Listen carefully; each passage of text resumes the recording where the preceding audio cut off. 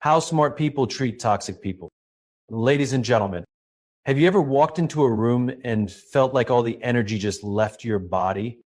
That's the effect toxic people have on us. They drain us, they exhaust us, and worst of all, they sometimes make us question who we are. But here's the thing. Toxic people aren't new. They've existed in every era, in every office, in every family, and on every team. What sets smart people apart isn't that they never encounter toxic people. It's how they respond to them. Smart people don't fight fire with fire. They don't scream back. They don't play the game because they understand something powerful. You don't win by reacting. You win by responding. Let me tell you a quick story. There was once a leader I met in a tech company. Let's call her Sarah. Sarah had a brilliant mind and an even more brilliant heart. But her team was struggling. Not because of performance, not because of results, but because of one person, one voice in the room that constantly sowed negativity, gossip, and conflict.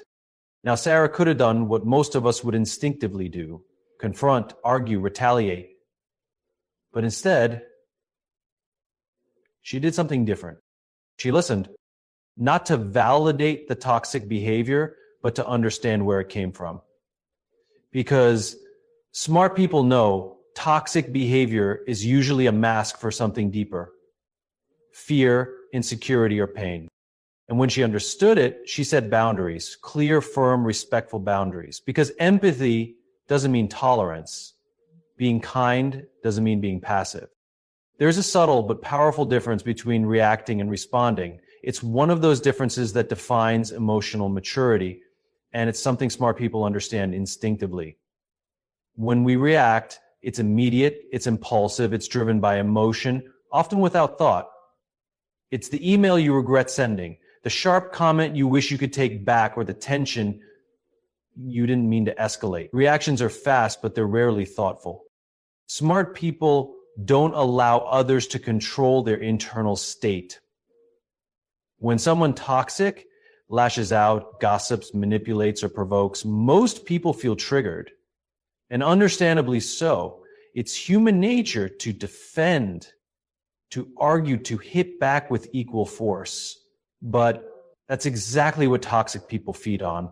They want the reaction. They want your energy. They want you in the chaos with them. But responding, that's different.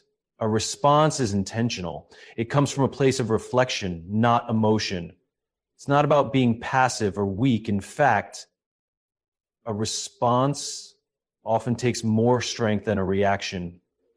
Because to respond, you have to pause. You have to take a breath. You have to process what was said, how it made you feel, and what the most constructive next move is for you. Smart people do this instinctively, or they learn to. They create space between the stimulus and the response. Viktor Frankl once said, between stimulus and response, there is a space. In that space is our power to choose our response.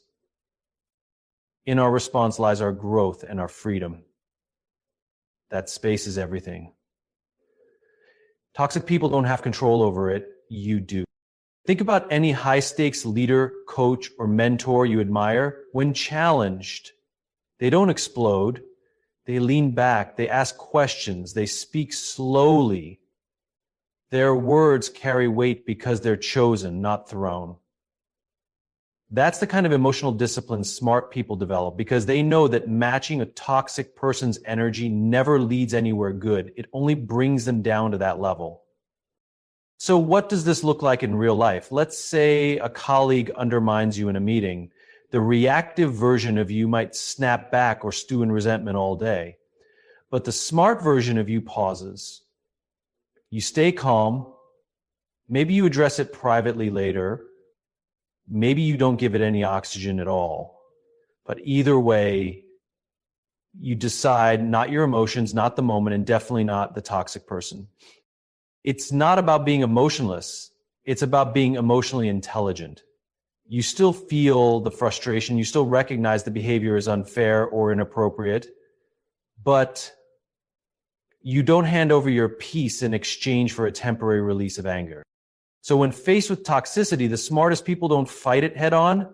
They neutralize it with silence, with boundaries, or with grace. They don't suppress how they feel, but they master how they express it. That's real strength. That's what it means to respond instead of react. Empathy is often misunderstood. People sometimes confuse it with softness or even weakness, but real empathy isn't about being a doormat. It isn't about letting people walk all over you, excuse their bad behavior, or endlessly give second chances to those who consistently cross the line. Real empathy is powerful. And the smartest people know it's only effective when paired with boundaries. You can care deeply about someone and still say this behavior isn't okay. You can understand someone's pain without allowing that pain to spill over into your life and poison your peace.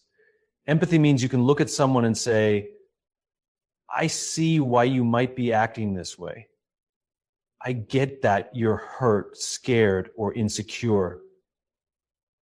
But that doesn't mean you let them project that pain onto you. Smart people recognize that empathy doesn't mean sacrificing yourself for someone else's comfort. It doesn't mean absorbing toxic energy just because you feel sorry for the other person. That's not empathy. And people who do that over and over again often find themselves exhausted, resentful, and drained. They mistake being understanding for being endlessly available, and they end up carrying emotional weight that was never theirs to hold. But smart people, they approach empathy differently. They use it as a lens, not as a leash. It helps them understand others, but it doesn't bind them to others. It allows them to see the truth behind someone's behavior, to recognize that the angry coworker might be dealing with something personal or that the manipulative friend might be operating from fear, but they don't use that understanding as a reason to stay in toxic situations. That's the difference. Empathy without boundaries leads to burnout. Empathy with boundaries leads to balance. Let's say someone in your life is constantly negative, always pulling you into their drama, always taking but never giving. If you're an empathetic person, your first instinct might be to help, to listen, to support, to be there no matter what. But smart people know there's a line. There's a point where your help stops being helpful and starts enabling. And when you enable toxic patterns under the banner of being empathetic, you're not helping them grow, and you're definitely not protecting yourself. That's why smart people draw clear, firm boundaries, and they stick to them. They're able to say, I care about you, but I won't allow this kind of energy into my space. Or I understand where you're coming from, but I won't tolerate being spoken to that way. It's not cruel. It's not cold. In fact, it's one of the most respectful things you can do for both you and the other person. Because when you set a boundary, you're not punishing someone. You're teaching them how to treat you. You're saying, this is how I deserve to be spoken to. This is what I will accept. This is how we move forward. Empathy is about connection, not submission. And smart people know that true connection only happens when both people feel respected, heard, and safe. If one person is constantly giving while the other is constantly taking, that's not connection. That's imbalance. So yes, lead with empathy. Always try to understand where others are coming from. Be kind, be human, be open-hearted. But don't ever let empathy become an excuse to tolerate what you know isn't healthy. Because in the end, empathy isn't about allowing everything. It's about seeing everything clearly and still choosing to protect your peace. Most of us at some point have encountered someone who just seems impossible to deal with, the kind of person who's always criticizing, always stirring conflict, always turning good moments into tense ones. And it's easy, natural even, to label them as toxic and move on. But smart people do something a little different. Before they write someone off, they ask a quiet, powerful question. What's underneath this behavior? Because toxic behavior doesn't appear out of nowhere. It's not born in a vacuum. More often than not, it's a mask a layer of defense built over time to hide something deeper. That doesn't mean it's okay, and it doesn't mean it should be accepted or tolerated, but it does mean there's usually more to the story than what's on the surface. People who are constantly negative are often people who feel out of control in their own lives. Those who criticize others harshly may be projecting the same voice that lives in their own heads. The one that says, "You're not good enough." The manipulator might have grown up feeling powerless, so they learned to control situations any way they could. The person who shuts down emotionally may have been hurt so deeply in the past that now silence feels safer than honesty. Smart people don't excuse this behavior, but they do recognize the humanity in it. They understand that behind the sharp edges is often a scared or hurting person. And just that recognition changes the way they respond. It doesn't mean they stay in unhealthy relationships or subject themselves to repeated harm, not at all.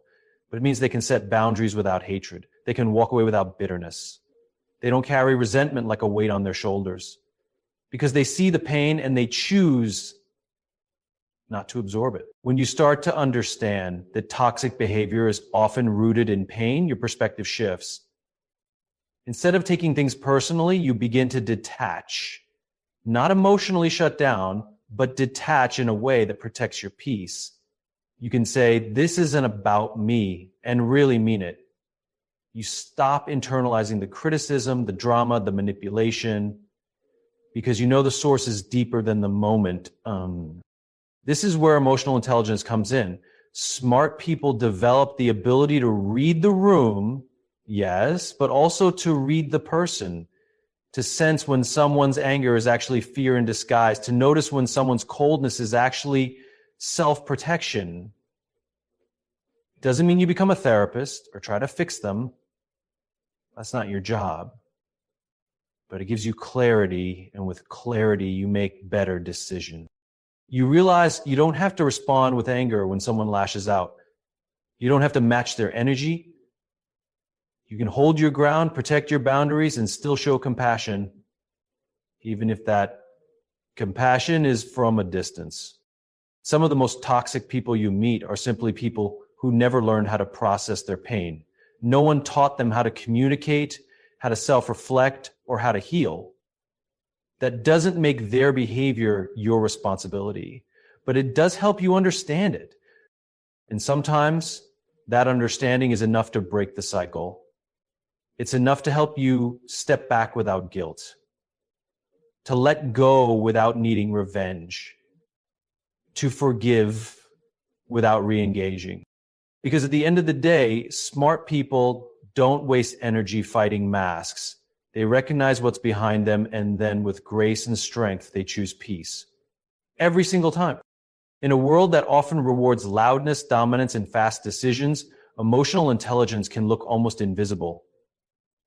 It's quiet. It doesn't demand attention. It doesn't shout or shove, but make no mistake. It is one of the most powerful tools a person can possess. And smart people know this. They understand that success, especially in relationships, whether personal or professional, isn't just about intellect or knowledge. It's about the ability to read a situation, to manage your own emotions, and to respond in ways that create connection instead of conflict. Emotional intelligence isn't soft. It's not passive. It's strategic. It's strong. It's the kind of strength that doesn't need to prove itself because it's rooted in self-awareness. When smart people encounter toxic individuals, they don't immediately react with anger or defensiveness. They observe. They pause. They consider. That pause, that moment between what someone says and how they choose to respond, is where emotional intelligence lives. It's the awareness that I don't have to be pulled into this energy. It's the ability to step back and say, what's really going on here? And most importantly, it's the discipline to choose a response that reflects your values, not your mood. Toxic people thrive on reaction. They feed off of emotional chaos. The more you argue, the more you resist, the more they pull you into their web. But smart people, through emotional intelligence, deny them that satisfaction. They remain calm, composed. not because they're suppressing how they feel, but because they've learned to manage those feelings in real time. Emotional intelligence begins with self-awareness, being able to recognize what you're feeling as you're feeling it. It sounds simple, but it's not. Most people move through the world reacting to their emotions without ever naming them. Smart people take it a step further. They recognize the feeling, understand where it's coming from, and then choose how to deal with it constructively. It also includes self-regulation, the ability to manage impulses, stay in control, and not let a single moment define your character. When someone says something disrespectful, emotionally intelligent people don't immediately retaliate. They evaluate. They understand that a single reactive moment can damage their integrity or their relationships. They prioritize long-term impact over short-term release. But emotional intelligence doesn't stop at self-management. It also includes social awareness, the ability to read others, to sense what someone might be going through, even if they aren't saying it directly. Smart people can walk into a room and sense tension. They can hear what's not being said. They know when someone's anger is a cry for help, when someone's sarcasm is really insecurity in disguise. And then there's relationship management, knowing how to influence without controlling, how to inspire without intimidating, how to navigate difficult conversations without escalating them. This is where smart people really shine. They know how to lead others, how to earn trust, and how to de-escalate toxic situations with grace. They don't let one person's toxic behavior dictate the emotional climate of the room. Instead, they set the tone. Through their steadiness, they remind others what calm looks like. Through their kindness, they remind others what respect sounds like. And through their presence, they create a space where others feel safe to be better, not because they're inspired to. Emotional intelligence is the real power because it gives you something rare in today's world: self-control in chaos, empathy in conflict, and clarity in confusion. Energy isn't just about physical strength or how many hours of sleep you got last night. It's deeper than that. It's emotional, mental, and spiritual. It's the fuel behind your focus, your creativity, your patience, and your peace. And smart people understand something many others overlook. Energy is finite. You don't have an unlimited supply, so they treat it like a valuable resource, one that must be protected, managed, and preserved with intention. When you spend time around people who uplift you, support you, challenge you in healthy ways, and encourage you to grow, your energy expands. You feel inspired, motivated, alive. But when you're around people who constantly complain, gossip, manipulate, or create drama, you feel the opposite. Drained, heavy, frustrated. Like you're carrying a weight that... Toxic people are experts at pulling others into their storm. They may not even realize they're doing it. It's often a learned behavior, a way they've survived or gotten attention. But regardless of the reason, the result is the same. They take up space in your mind, in your day, and in your emotional bandwidth. Smart people pay attention to how others make them feel, not just in the moment, but over time. They ask themselves honest questions. Do I feel lighter or heavier after spending time with this person? Do I feel heard, respected, and safe? Or do I feel anxious, defensive, and small? And when the answer becomes clear, they act accordingly. Protecting your energy doesn't mean cutting everyone off or living in a bubble. It means creating boundaries around what you're willing to give and what you're no longer available for. Smart people aren't afraid to say no, not out of cruelty, but out of clarity. They know that every yes to something toxic or draining is a no to something healthy and life-giving. They also understand that energy leaks happen through small, seemingly harmless things. A conversation that goes on too long, a meeting filled with passive-aggressive tension, a text thread that leaves you feeling unsettled. Over time, those small leaks add up. They erode your focus, steal your joy, and cloud your mind. Smart people learn to recognize the leaks and seal them. Sometimes that looks like spending less time with certain people. Other times it means leaving a conversation earlier, declining an invitation, or simply not engaging with someone who thrives on conflict. It could even mean stepping back from social media or taking a break from environments that don't align with your peace. The truth is, not everyone deserves full access to you. Not everyone should get your time, your attention, or your emotional investment. That might sound harsh, but it's not about arrogance, it's about self-respect. It's about understanding that your energy shapes the quality of your life. And if you're always depleted, it's not sustainable. You can't show up fully for your goals, your loved ones, or even yourself when you're running on empty. Smart people protect their energy not because they're selfish, but because they're self-aware. They know that how they feel affects how they lead, how they love, and how they live. And they refuse to spend their days constantly recovering from toxic encounters, so they choose wisely. They surround themselves with people who pour into them, not just pull from them. They curate their circles with intention, and they don't apologize for protecting their peace, because in the end, your energy is your power, and how you guard it determines how far you can go. There's a common misunderstanding about leadership that it's about popularity, that the best leaders are the ones who are the most liked, the most agreeable, the easiest to be around. But smart people know the truth. Real leadership isn't about being liked. It's about being clear, consistent, and courageous, even when it's uncomfortable. So toxic people often test that truth. They push boundaries, challenge authority in manipulative ways, and try to gain control through subtle or sometimes obvious power plays. And in those moments, a leader is faced with a choice: lean into discomfort and hold the line, or avoid conflict to keep the peace. The smartest people, the real leaders, choose courage.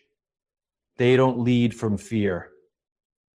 They don't worry about pleasing everyone, because they understand that when your decisions are based on being liked, you become inconsistent. You bend rules. You allow toxic behavior to slide. You say yes when you mean no. And over time, you lose credibility, not just with others, but with yourself. Being a strong leader of a team, a relationship, or even just your own life means learning to disappoint people with integrity. It means being okay with the fact that not everyone will like your boundaries. Not everyone will like your honesty. Not everyone will celebrate your growth. And that's okay. Leadership requires the courage to be misunderstood. Smart people don't seek validation from toxic people. They don't waste time trying to win over those who thrive on criticism or control. Instead, they stay anchored in their values. They lead with clarity, not with compromise.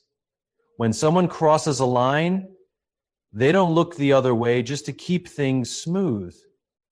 They address it calmly, directly, respectfully. Because avoidance doesn't fix problems, it feeds them. It takes courage to have hard conversations, to say this behavior isn't acceptable here, or this dynamic needs to change. It takes courage to enforce boundaries, especially when someone pushes back or plays the victim. But that's what real leadership looks like: the willingness to be firm without being cruel, to stay grounded when others are trying to shake your foundation,